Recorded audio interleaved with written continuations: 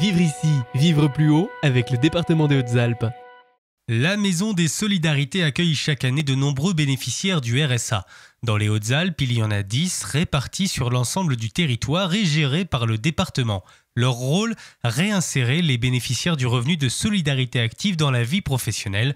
Sabine Reynaud, la référente emploi et formation au département. Le retour à l'emploi des bénéficiaires du RSA est une priorité du département. Pour cela, le département met de nombreux dispositifs en œuvre. Il y a ce qu'on appelle le programme départemental d'insertion, le PDI, qui comporte une multitude de petites aides qui peuvent aider concrètement les bénéficiaires du RSA à se rendre disponibles pour un retour à l'emploi. Ce programme départemental d'insertion contient des aides financières et des aides conseils.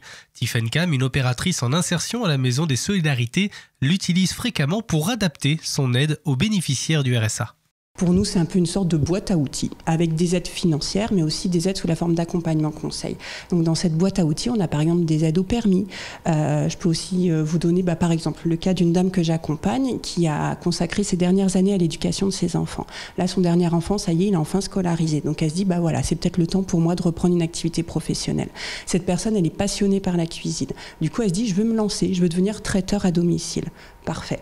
Sauf que voilà, passer d'une activité, je suis au RSA, je m'occupe de mes enfants, à ça y est, je me mets à mon compte, c'est pas simple, c'est un peu le parcours du combattant pour créer son entreprise.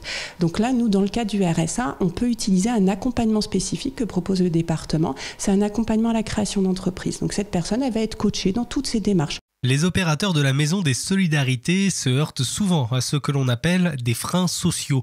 Il s'agit de problèmes que rencontrent les demandeurs lorsqu'ils souhaitent retravailler. Ça peut être un problème de mobilité, la personne n'a pas le permis ou la personne a une voiture mais qui est en panne, il faut la réparer avant de pouvoir dire à un futur employeur oui, je vais pouvoir venir travailler chez vous. C'est un problème très important sur les Hautes-Alpes, donc notre service effectivement aide beaucoup à la mobilité des personnes. Tous les leviers sont utilisés pour venir en aide aux futurs travailleurs. Ainsi, il existe des contrats uniques d'insertion pour faire engager les demandeurs à moindre coût par les employeurs. C'est ce qu'on appelle les CUI. Donc là, le bénéficiaire du RSA cherche, comme n'importe quel demandeur d'emploi, cherche un emploi. Et une fois qu'il est face à l'employeur, en fait, il peut lui expliquer que si l'employeur le recrute lui plutôt qu'une autre personne, l'employeur aura droit à une prise en charge financière du salaire. Cette prise en charge peut être jusqu'à 90% du salaire brut. En plus des contrats aidés, le département subventionne en fait des postes, des emplois au sein des structures d'insertion par l'activité économique. C'est ce qu'on appelle les SIAE. Il y a plusieurs types de SIAE, il y en a 14 sur le département. Il y a 2 structures qui proposent des missions d'intérim. C'est Hautes-Alpes Emploi Relais ou l'entreprise de travail temporaire Humanis.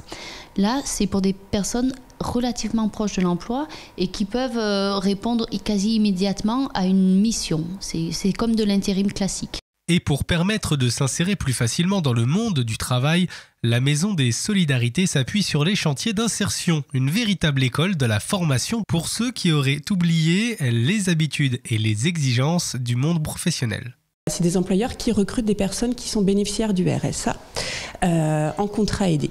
Et du coup, l'objectif de ces chantiers d'insertion, c'est surtout pour des personnes qui n'ont pas travaillé depuis un moment et pour qui il est important de se remettre dans une dynamique active de retour vers l'emploi. Donc simplement de se réhabituer à avoir des horaires de travail, se réhabituer à travailler en équipe, à répondre à des consignes. Voilà. Donc les chantiers d'insertion, c'est vraiment pour nous un tremplin important pour ensuite passer peut-être vers un emploi dans un milieu plus classique. Exemple de tremplin avec les Environneurs, une association basée à Gap qui rayonne dans tout le département.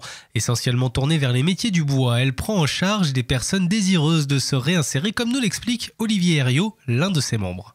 C'est de mettre en chantier des personnes qui n'ont pas forcément l'habitude, qui sont là pour des contrats de 6 mois à 2 ans, qui viennent un petit peu se requinquer, avoir un projet de vie, un projet social.